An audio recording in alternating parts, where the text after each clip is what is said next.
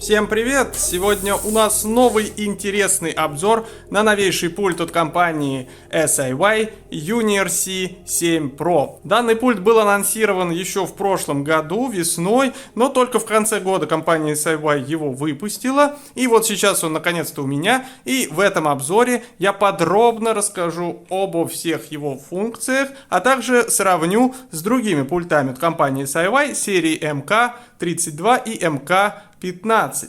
Поехали!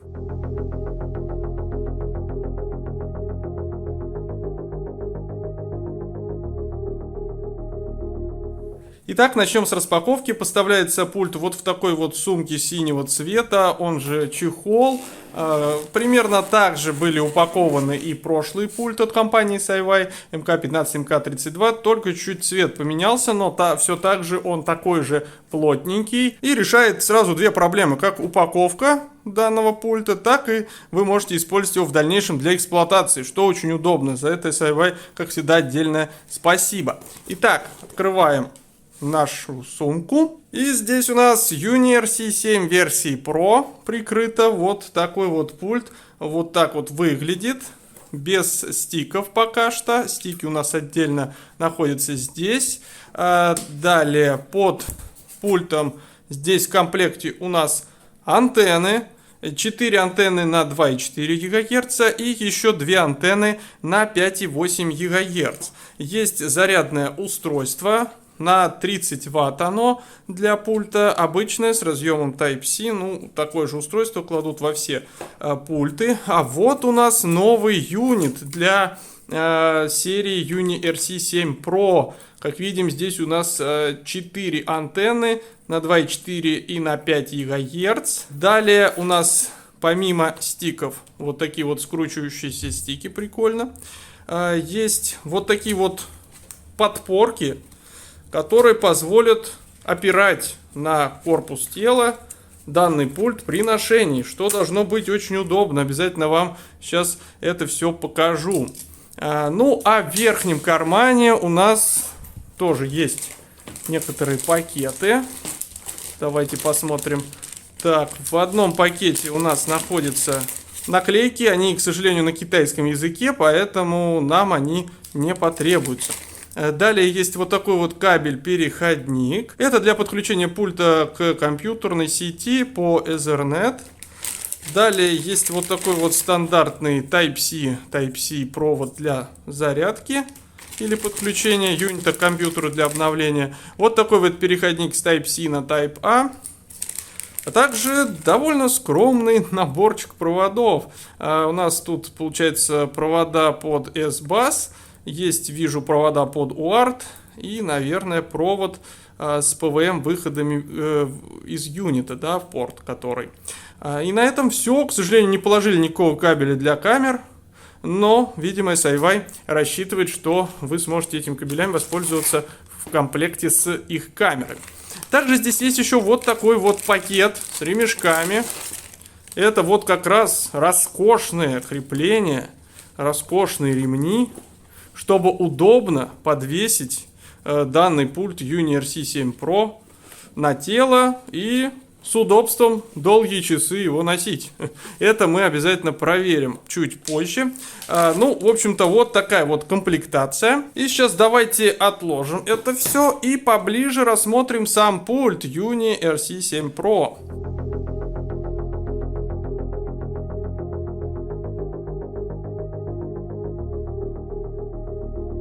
Так, ну а теперь давайте сейчас вкратце вам расскажу, чем отличается версия Pro. Я просто говорил о том, что у меня UniRC 7 Pro, а есть еще обычная версия, не Pro, просто UniRC 7. И вот основная разница между этими двумя версиями в том, что в Pro версии у нас используются два диапазона, 2,4 и 5,8. А в версии обычной только диапазон 2,4 ГГц. Соответственно, там и антенн в 2 раза меньше и на пульте, и на юните. Также есть небольшое отличие по экрану. Здесь у нас 7-дюймовый Full HD дисплей, а в обычной версии тоже 7-дюймовый, но 720p, то есть разрешение такое же, как в МК-15. Кроме того, в этой вот версии, в Pro, у нас есть порты LAN и HDMI, а также USB-A, в который вы можете подключить внешнедисковое устройство, а в порты LAN и HDMI подключиться к компьютерной сети, либо к какому-то дисплею. Там этих возможностей нет. Это, в общем-то, основные такие отличия. В остальном все одинаково, поэтому смотрите, если для вас вот эти функции, что я перечислил, не критичны, то, в принципе, наверное, можете воспользоваться и обычной версией не Pro. Ну а теперь давайте поподробнее рассмотрим органы управления. Как видим, у нас здесь два стика, они здесь более компактные, более мелкие по сравнению с той же серией МК. Самая классная вещь по управлению, вот что здесь есть, что мне больше всего понравилось, это вот этот вот мини-джойстик, который вообще предназначен для управления камерой. Он здесь у нас двухосевой, и им гораздо проще управлять камерой, чем вот, допустим, теми же вот этими центрирующими колесиками. Обязательно это потом в полете проверим. Кроме того, здесь есть дополнительные 5 кнопок по 2 и 3 с каждой стороны, а также внизу есть кнопки полетных режимов, их 6 штук, как раз по количеству полетных режимов в Ардупилот и PX4. В центре вот такая вот кнопка включения. В целом дизайн классный, прикольный, что-то новое и такое современное. Теперь давайте посмотрим, что у нас спереди. Ну, помимо вот этих портов, которые я уже показал, здесь есть индикатор статуса, то есть он разными цветами мигает и показывает состояние пульта, состояние связи. Также есть процентный заряд батареи, да, с шагом 25%. Далее, слева и справа у нас одинаковый набор органов управления. Обычная кнопка, которую можно сделать как с фиксацией, так и без фиксации. Такая возможность есть на всех пультах SIY и в серии МК, и вот в этой серии. Также возвратные стандартные энкодеры, колесики, да, и вот такой вот трехпозиционный тумблер. Я не знаю, может быть, кому-то не очень понравится такой формат, что нет классического тумблера, да, большого такого выступающего. Вместо него вот такой вот прорезиненный он, но на самом деле приятно палец ложится на него. Не знаю, может быть, кому-то покажется не таким удобным этот тумблер, но мне лично он очень нравится. И, кстати, это возвращаясь к моему прошлому видео, прошлогоднему, где я рассказывал об эволюции аппаратур для FPV.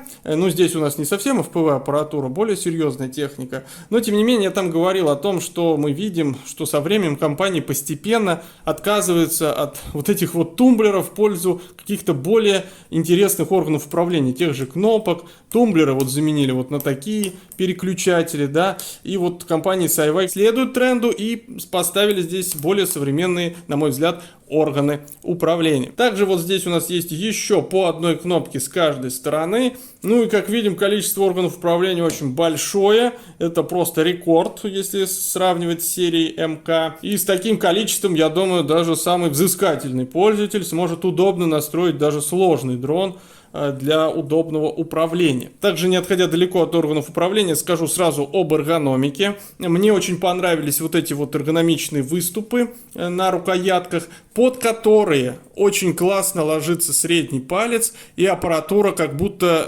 висит на них. То есть мы его вот так вот обхватываем, и пульт как влитой просто в руке. И таким образом меньше чувствуешь его вес, а он на самом деле не легкий, по весу примерно как МК-32. Весит там что-то около 1,5 килограмма, мы потом все это дело взвесим.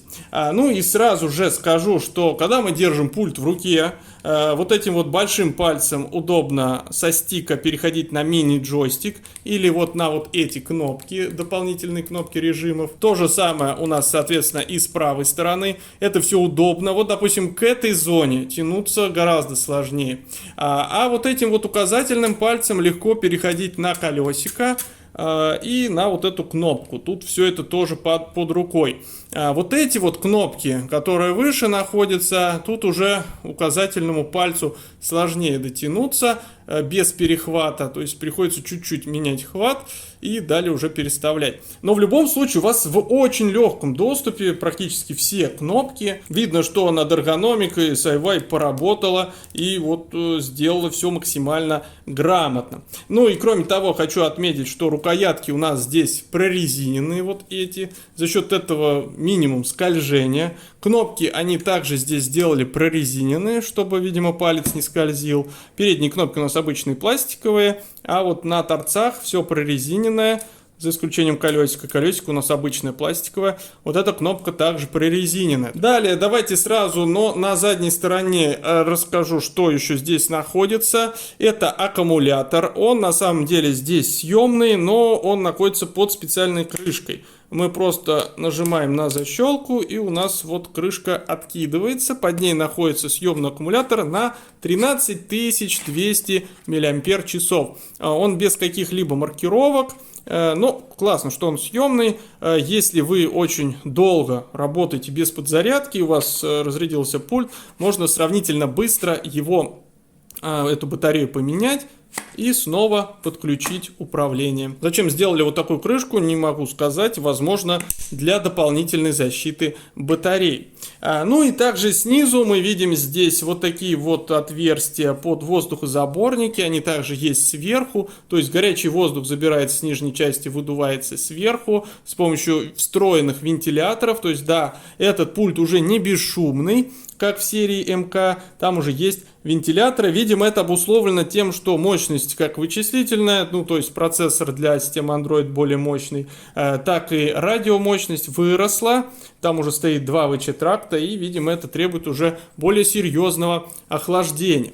Ну, на нижней части у нас практически ничего нету. Есть вот эти крепления для тех опор из комплекта, а также динамики вот тут находятся. Есть разъем для штатива винтовой, резьбовой.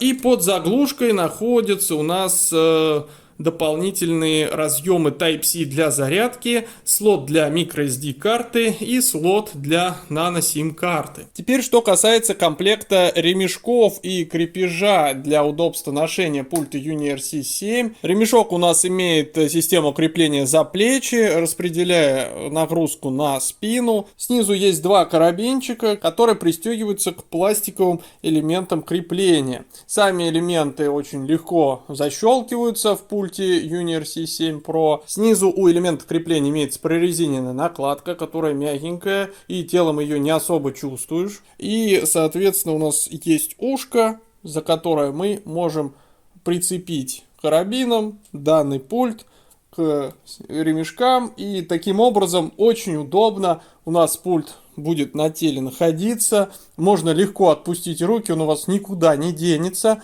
Очень хорошее распределение нагрузки на спину, вы его практически перед собой вообще не чувствуете. Я вот стою, и до органов управления легко дотянуться до любых, и также руки вообще, если бросить, он у вас никуда не денется. На шею, например, 1,5 килограмма уже не повесишь. Поэтому вот SIY молодцы, что сделали такое классное крепление. Вот такой вот внешний вид пульта. Существенно подросло качество. Пульт прям весь монолитный. Я его вот чуть-чуть пытаюсь в руках как-то покрутить, сжать, но ничего нигде не хрустит, не люфтит. Качество реально выросло. Вы даже можете на примере вот этих вот заглушек это понять, потому что они, обратите внимание, какие здесь плотненько вот так вот садятся и прижимаются, в отличие от заглушек на той же МК-32. Ну что же, теперь как раз давайте возьмем другие пульты серии МК, которые у меня есть, и сейчас сравним их подробно, чем они отличаются.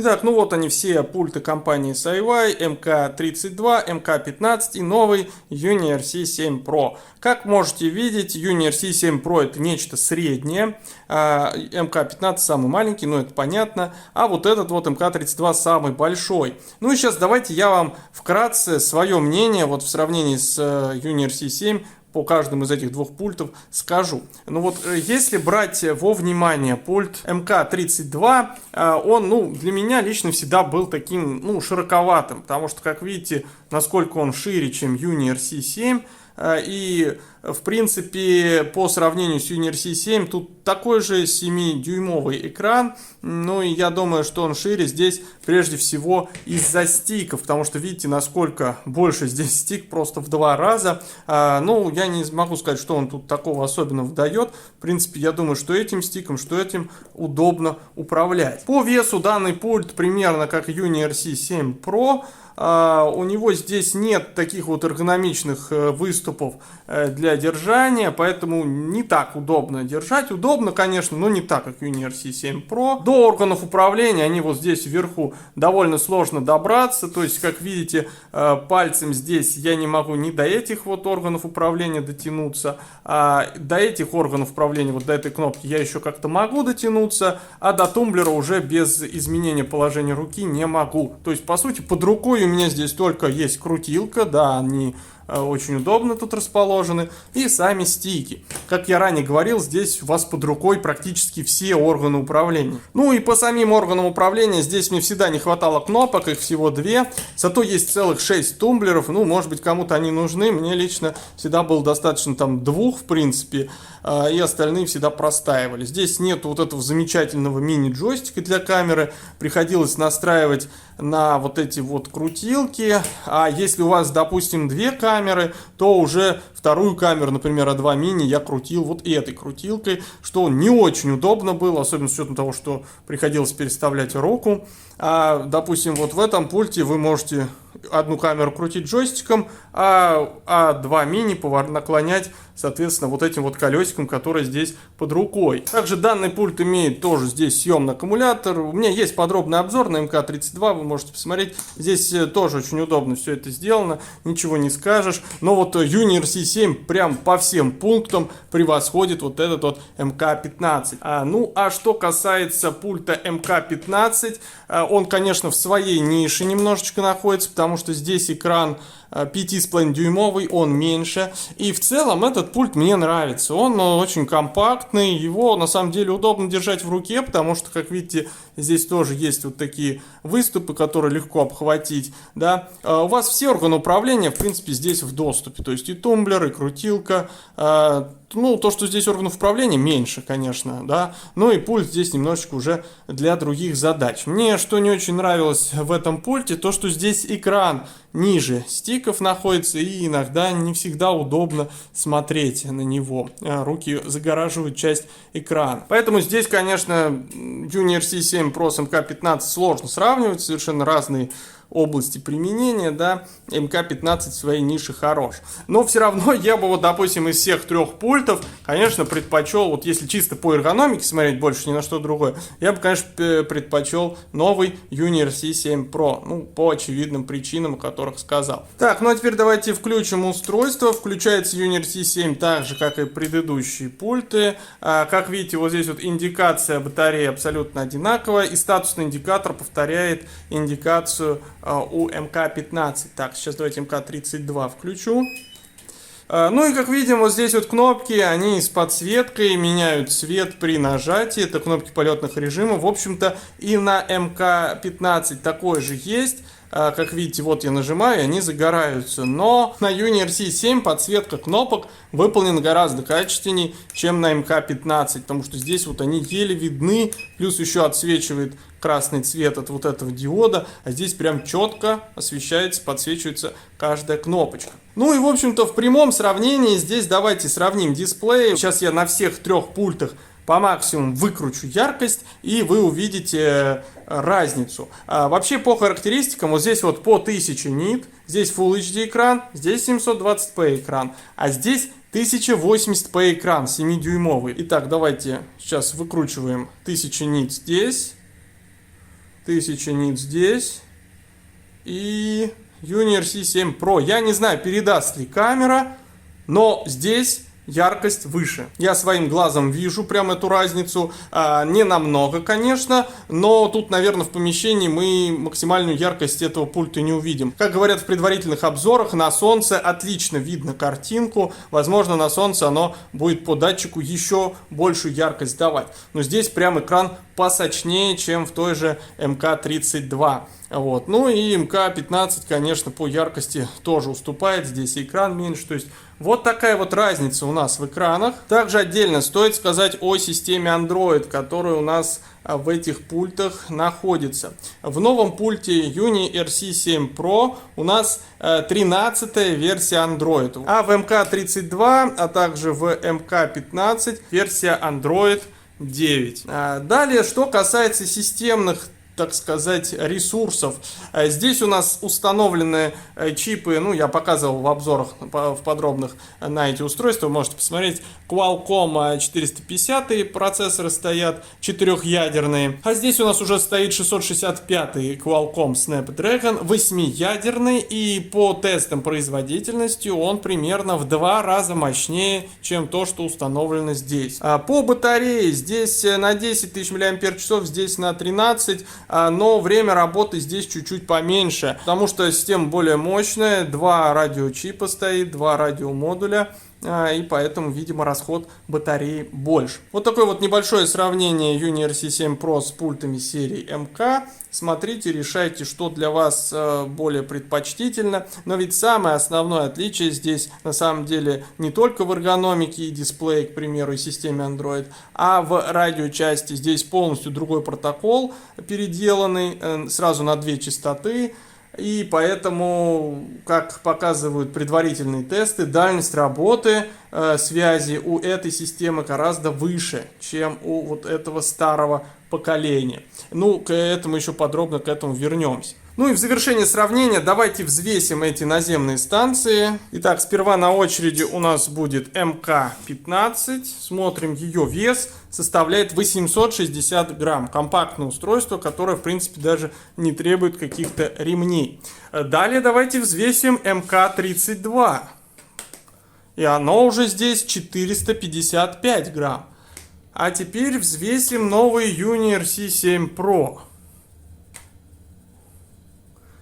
1490 грамм, чуть-чуть побольше, чем у МК-32. Ну, на самом деле, действительно, из-за таких его размеров, то есть из-за того, что он более такой, как бы, сжатый, он ощущается чуть-чуть даже тяжелее, чем МК-32, но по факту разница на самом деле небольшая. Итак, вот такое вот сравнение получилось. Идем дальше по обзору, и сейчас я немножечко расскажу о новом приложении от компании SiWi Uni GCS.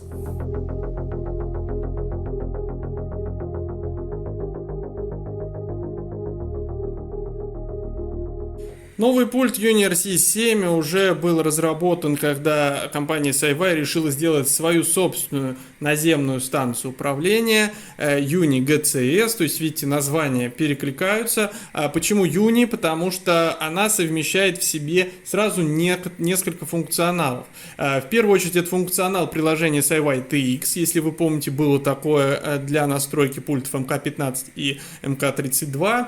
Теперь это все переехало сюда. Кроме этого, она совмещает функции приложения SiWi FPV, воспроизводит видео, а также здесь есть функция Q-Ground Control, которая позволяет планировать миссии, запускать их, а также полностью, в принципе, настраивать полетный контроллер.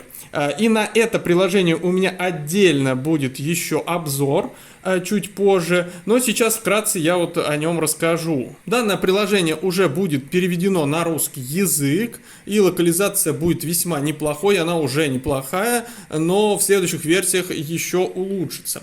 И как видим, вот первая вкладка у нас соответствует настройке камеры, то есть по сути это SiWi FPV. Вторая вкладка, обозначенная пульт, это у нас все тот же SiWi TX, здесь можно выбрать раскладку стиков, откалибровать пульт, настроить передачу данных через дата-порты, выбрать там канал управления, настроить, что за что у вас отвечает, то есть вот эти вот кнопки все выбрать, настроить. Далее можно посмотреть состояние связи, можно настроить типы кнопок, например, будут ли они с фиксацией или без фиксации. Все это здесь есть. Настроить сам воздушный юнит, настроить дополнительно fail-safe. Также здесь есть системные параметры, можно переключаться между 5 воздушными блоками, так же как и в серии МК. Есть у нас дополнительные настройки по передаче видео. Есть 3 режима: стандартный, улучшение битрейта и приоритет битрейта. Вот здесь переведено. Но я так понял, если есть улучшение битрейта, то здесь, наверное, улучшение стабильности связи. Вот, может быть, будет меньше битрейт, но лучше связь. Далее можно выбрать полосу пропускания, а также выбрать диапазон частотный 2,4, 5,8 и 2,4 с 5,8 ГГц. Это только для версии Pro. Далее здесь есть на третьей вкладке вот как раз таки функционал Q-Ground контрола. Здесь вкладки с различной калибровкой, с настройкой, и есть полный список параметров, который будет загружен, если у вас юнит от этого пульта подключен по UART к полетному контроллеру и принимает телеметрию от него Mavlink.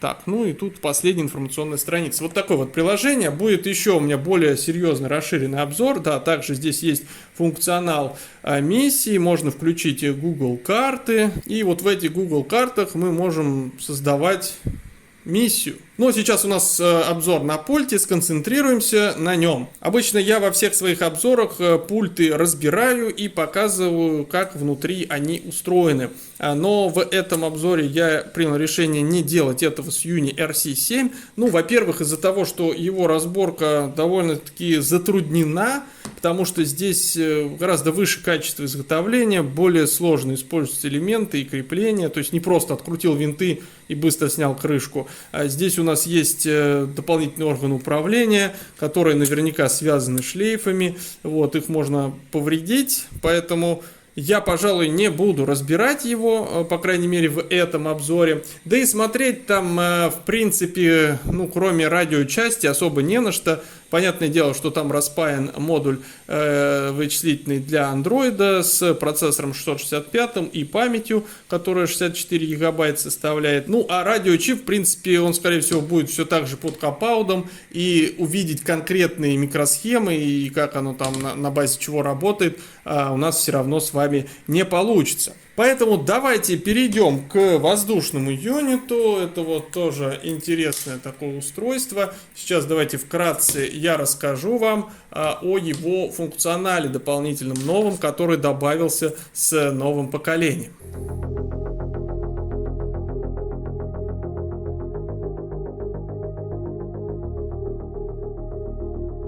Так, воздушный юнит Uni RC7 Pro у нас поменялся довольно сильно, он вообще какой-то полностью другой.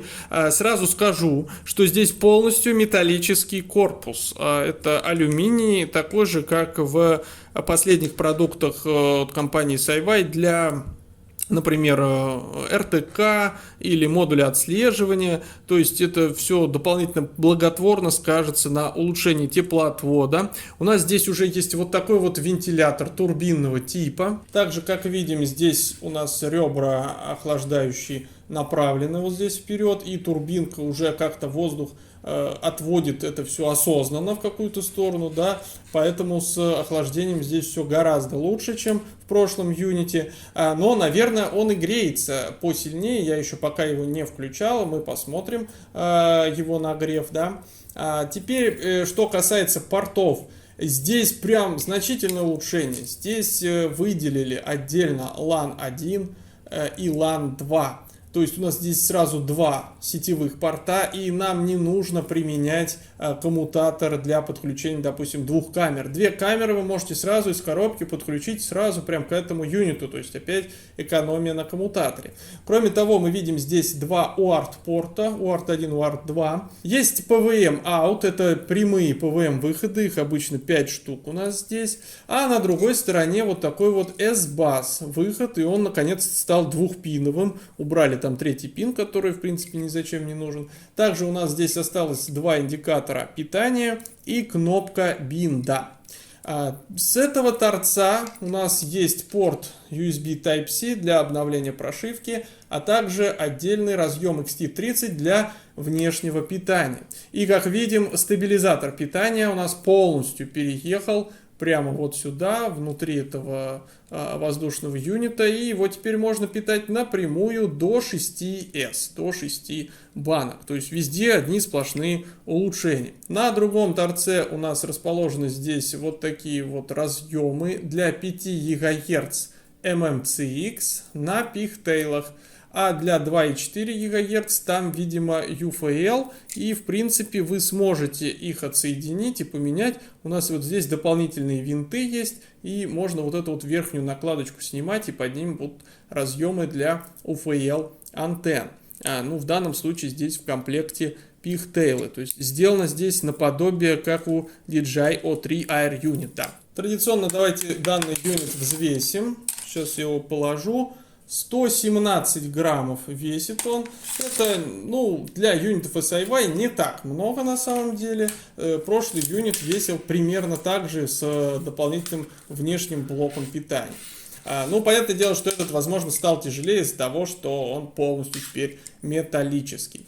Вот такой вот новый воздушный юнит для Uni RC7 Pro. И, насколько я знаю, пока что юнит от Pro несовместим к пульту обычной версии и наоборот. У обычной версии нет вот этих вот 5 гигагерцовых антенн, и он чуть-чуть поменьше и полегче. Я не утерпел и снял нижнюю крышку.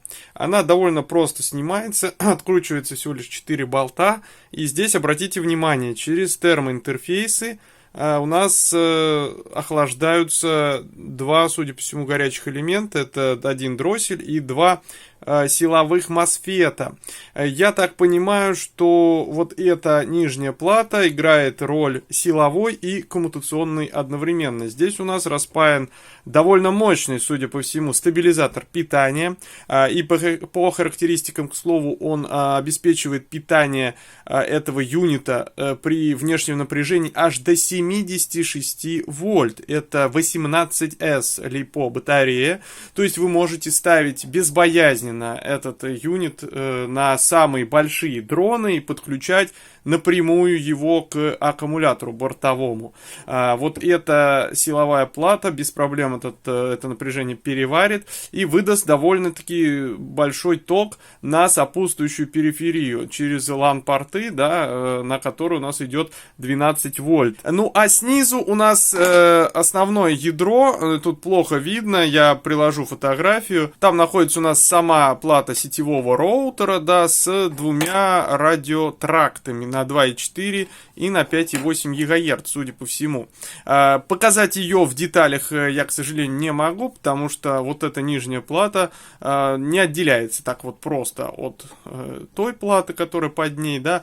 Ломать я сейчас, естественно, ничего не хочу, поэтому, может быть, позже в каких-нибудь видео более подробно я об этом поговорю. Как видите, SIY решила пойти по максимуму и максимальное напряжение здесь сделать, чтобы ни у кого никогда эти юниты не горели от того, что вы подключите батарею с более высоким напряжением. А так вообще пайка вся чистенькая, аккуратненькая. Сразу видно, что вот это вот выполнено на современных SMT линиях, поэтому проблем с качеством здесь явно нет. Ну что ж, сейчас я его соберу, подключу камеру и попробую вам показать некоторые новые функции, которые появились в новом юните. В частности, это касается системы передачи данных.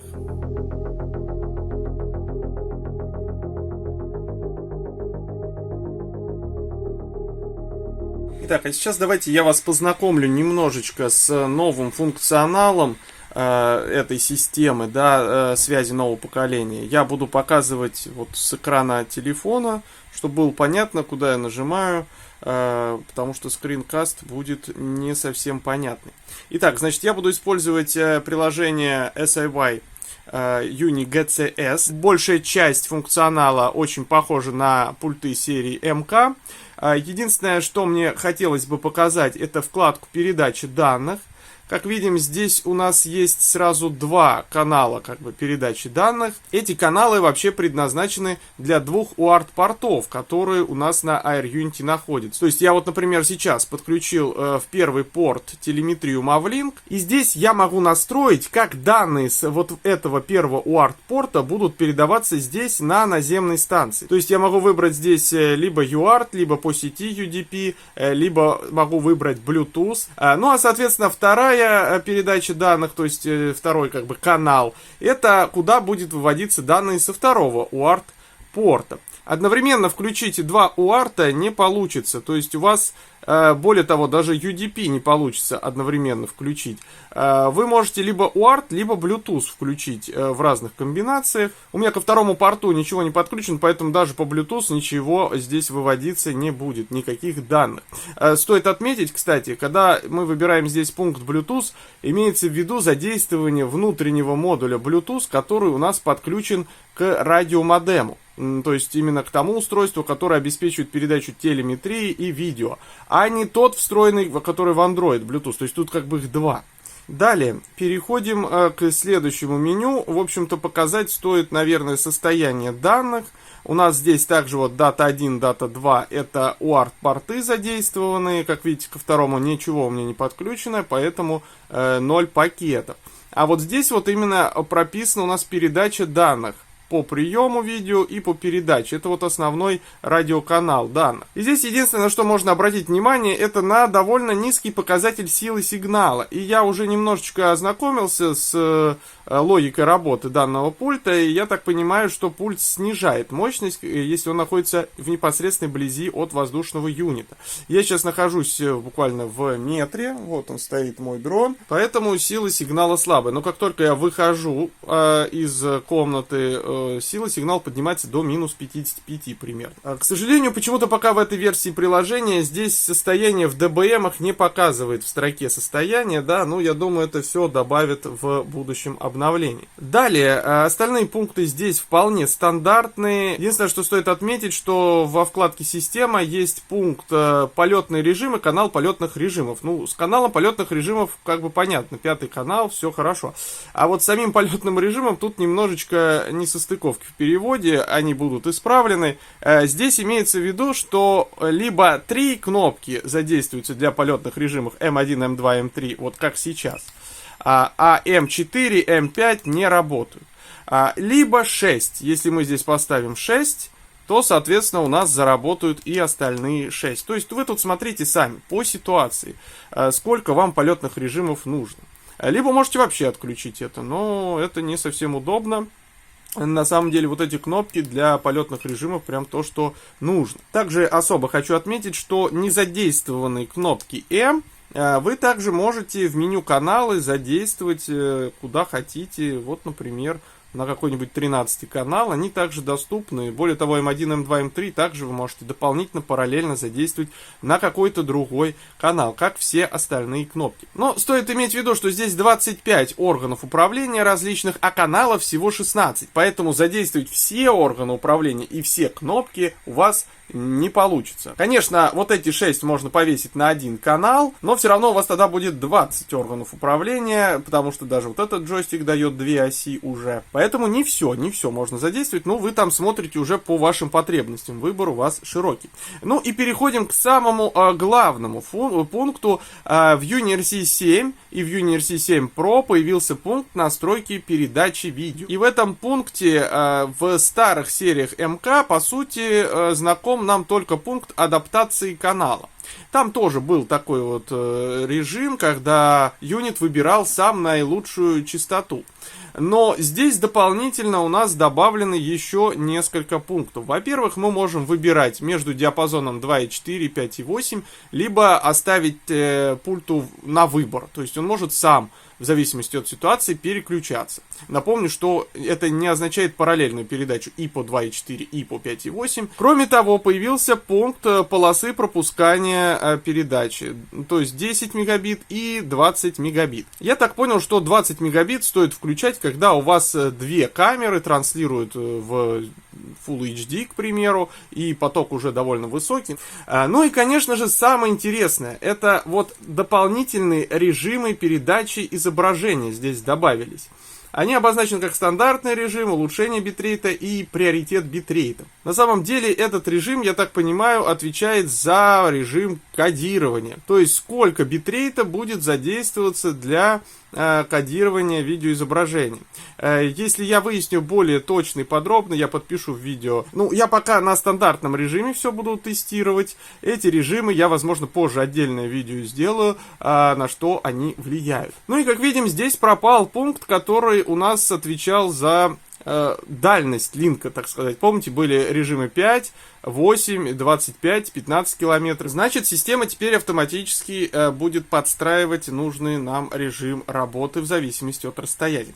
Ну, это, в общем-то, все, что я хотел показать, все, что относится к этому видео. Ну, и в рамках завершения первой части обзора я сейчас вам покажу задержку видеосвязи. Вообще, на первый взгляд, она не особо-то изменилась, но мне показалось, что стало немножечко лучше. И вот сейчас я включу оба дрона, один на системе МК-15 старого поколения и, соответственно, вот второй небольшой дрон на системе Uni RC7 Pro. Направим камеру на секундомер. Я сейчас положу здесь рядом два пульта, и мы сравним задержку. Есть все-таки разница или нет.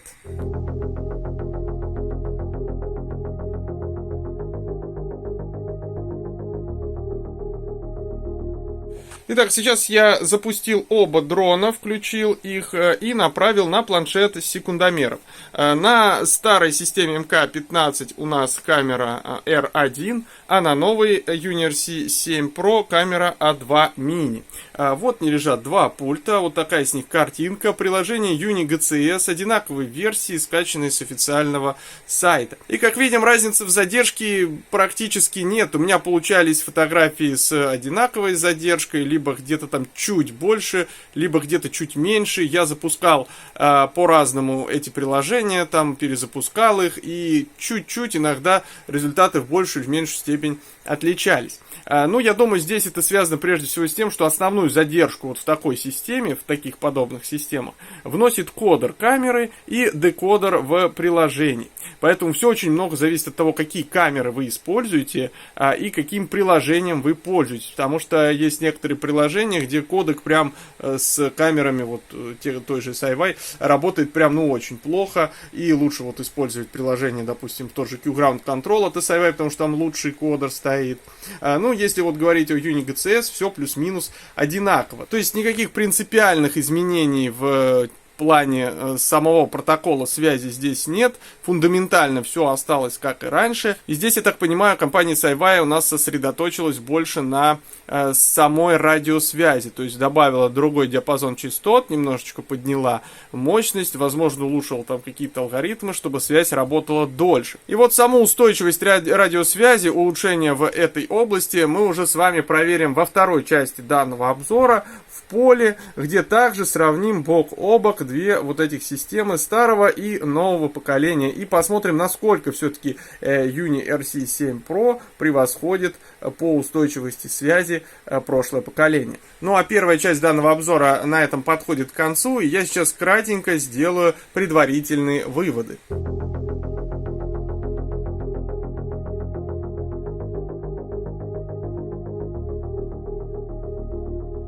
Что ж, ну в целом пульт меня порадовал.